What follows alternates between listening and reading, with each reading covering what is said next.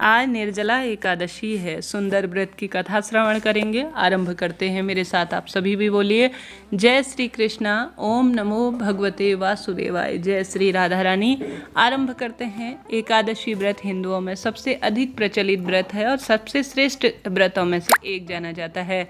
वर्ष में 24 एकादशियाँ आती है, किंतु इन सभी एकादशियों में ज्येष्ठ माह के शुक्ल पक्ष की जो एकादशी होती है वह सबसे उत्तम समझी जाती है, क्योंकि इस दिन एकादशी का व्रत रखने से वर्ष भर की एकादशी के फल को प्राप्त किया जा सकता है। निर्जला एकादशी का व्रत अत्यंत संयम और साध्य है। भक्तजनों, इस युग में यह व्रत संपूर्ण सुख भोग और अंत में मोक्ष प्रदान करने वाला कहा गया है। कृष्ण पक्ष और शुक्ल पक्ष दोनों पक्षों की एकादशी में अन्न खाना पूर्ण रूप से वर्जित है। कथा के अनुसार निर्जला एकादशी का पौराणिक महत्व और व्याख्यान भी बहुत अधिक रोचक है। जब सर्वज्ञ वेद व्यास ने पांडवों को चारों पुरुषार्थ धर्म अर्थ काम और मोक्ष देने वाली एकादशी व्रत का संकल्प कराया था, तब युधिष्ठिर जी ने कहा कि हे जनार्दन, ज्येष्ठ माह के शुक्ल पक्ष में जो एकादशी पड़ती हो कृपया उसका वर्णन कीजिए। भक्तजनों, तब भगवान श्री कृष्ण ने कहा, हे राजन, इसका वर्णन परम धर्मात्मा और बहुत अधिक ज्ञानी सत्यवती नंदन व्यास जी करेंगे, क्योंकि यह संपूर्ण शास्त्रों के तत्व वेदा और वेद वेदांगों में परंपरागत हैं। भक्तजनों, तब वेद व्यास जी कहने लगे, कृष्ण पक्ष और शुक्ल पक्ष में 2 एकादशी में पूर्ण रूप से परिवार के सभी सदस्यों को अन्न खाना वर्जित करना चाहिए। द्वादशी के दिन स्नान करके पवित्र हो और भगवान से भगवान केशव की पूजा करें। फूलों से भगवान केशव की पूजा करें। फिर नित्य कर्म समाप्त होने के पश्चात पहले ब्राह्मणों को भोजन देकर अंत में स्वयं भोजन करें। यह सुनकर भीमसेन बोले, परम बुद्धिमान पितामह, मेरी उत्तम बात सुनिए। राजा युधिष्ठिर, माता कुंती, द्रौपदी, अर्जुन, नकुल और सहदेव यह एकादशी को कभी भोजन नहीं करते और मुझे हमेशा ही कहते हैं कि तुम भी कुछ न खाया करो, परंतु मैं उन लोगों से यही बात कहता हूँ कि मुझसे भूखा नहीं रहा जाता। भक्तजनों, भीमसेन की बात सुनकर व्यास जी ने कहा, यदि तुम नरक को दूषित समझते हो और तुम्हें स्वर्ग लोक की चाह है तो दोनों पक्षों की एकादशी के दिन तुम्हें भोजन नहीं करना चाहिए। भीमसेन बोले, महाबुद्धिमान पितामह, मैं आपके सामने एक सच कहता हूँ, मुझसे एक बार भोजन करके भी व्रत नहीं रहा जा सकता है, तो फिर उपवास करके मैं कैसे रह सकता हूँ। मेरे उदर में वक नामक अग्नि सदा प्रज्वलित होती है, अतः जब मैं बहुत अधिक खाता हूँ तभी वह शांत होती है। इसलिए महामुनि, मैं वर्ष भर में केवल एक ही उपवास कर सकता हूँ, जिससे स्वर्ग की प्राप्ति सुलभ हो और जिसके करने से कल्याण का मैं भागीदार हो सकूँ।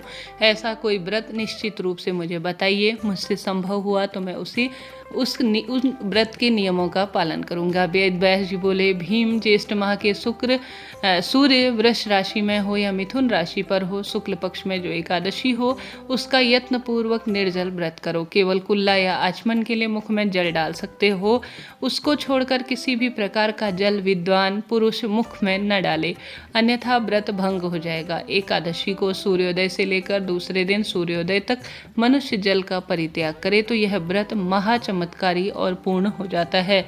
द्वादशी को प्रभात काल में स्नान करके ब्राह्मणों को विधि पूर्वक जल और स्वर्ण का दान करें। इस प्रकार सब कार्यों को पूरा करके जितेंद्रीय पुरुष ब्राह्मणों के साथ भोजन करें। वर्ष भर में जितनी एकादशियां होती हैं उनका फल निर्जला एकादशी के पालन मात्र से मनुष्य प्राप्त कर लेता है, इसमें तनिक भी कोई संदेह नहीं है। शंख चक्र और गदा धारक करने वाले भगवान केशव ने मुझसे कहा कि यदि मानव को सब कुछ छोड़कर एकमात्र मेरी शरण में आ जाए तो और निर्जला एकादशी को निराहार रहे तो वह सभी पापों से छूट जाता है। एकादशी व्रत करने वाले पुरुष के पास विशाल काय, विकराल आकृति और काले घुंघराले दंड पाशधारी भयंकर यमदूत नहीं आते।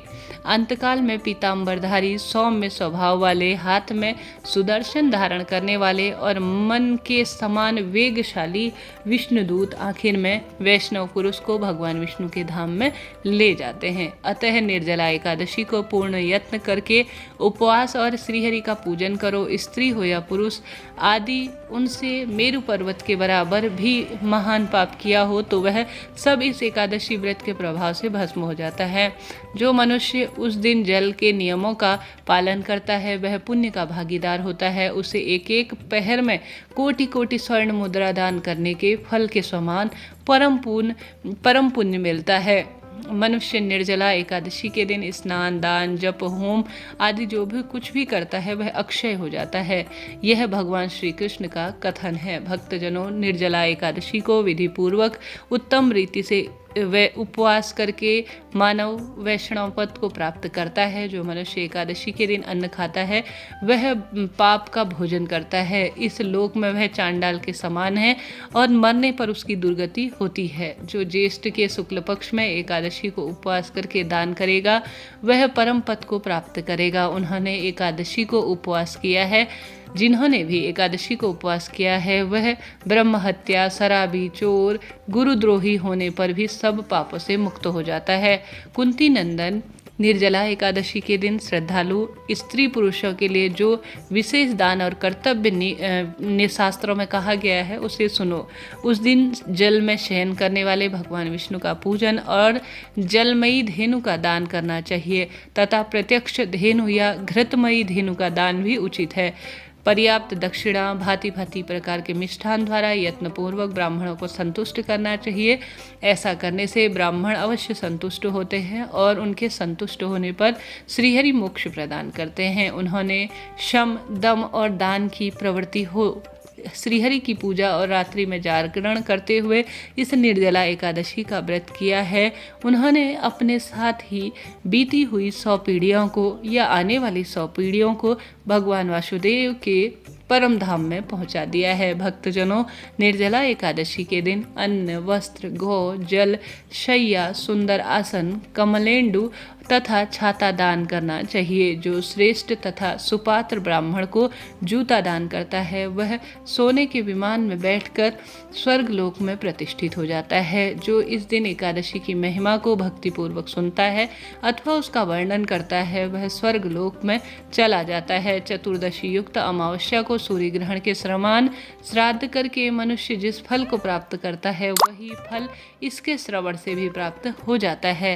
पहले दंत धावन करके एक नियम लेना चाहिए कि मैं भगवान केशव की प्रसन्नता के लिए एकादशी को निराहार रहकर आचमन के सिवाय दूसरा जल का पूर्ण रूप से त्याग करूंगा। द्वादशी को देवश भगवान विष्णु का पूजन करना चाहिए। गंध, धूप, पुष्प और सुंदर वस्त्र से विधि पूर्वक भगवान की पूजा करके जल से भरे हुए घड़े का दान का संकल्प लेते हुए पूर्ण रूप से मंत्रों का उच्चारण करना चाहिए। भीमसेन ज्येष्ठ माह के शुक्ल पक्ष का जो यह शुभ एकादशी होती है उसका निर्जला एकादशी व्रत करना चाहिए। उस दिन श्रेष्ठ ब्राह्मणों को शक्कर के साथ जल के घड़े का दान करना चाहिए। ऐसा करने से मनुष्य भगवान विष्णु के समीप पहुंचकर आनंद की अनुभूति करता है। भक्तजनों, पश्चात द्वादशी को ब्राह्मण भोजन कराने के बाद स्वयं भोजन करें। इस प्रकार इस एकादशी को पूर्ण रूप से पाप नाशिनी एकादशी भी कहा जाता है। यह सब पापों से मुक्त होकर आनंदमय पद को प्राप्त करवाती है। यह सुनकर भीमसेन ने भी इस शुभ एकादशी का व्रत प्रारंभ किया। तब से यह एकादशी पांडव एकादशी या द्वादशी के नाम से भी जानी जाने लगी। ज्येष्ठ शुक्ल पक्ष की एकादशी के दिन ही भगवान श्री कृष्ण ने देवी रुक्मणी का हरण किया था। यह एकादशी देवी रुक्मणी हरण या देवी रुक्मणी विवाह एकादशी के रूप में भी जानी जाती है। इस तरह से यह सुंदर एकादशी का व्रत कथा का वर्णन मिलता है। आप सभी ने भी इस कथा को सुना, आपका बहुत बहुत आभार और धन्यवाद। और नियमित रूप से कथा सुनने के लिए चैनल से जरूर से जुड़िएगा। जय श्री राधे, हर हर महादेव, ओम नमो भगवते वासुदेवाय।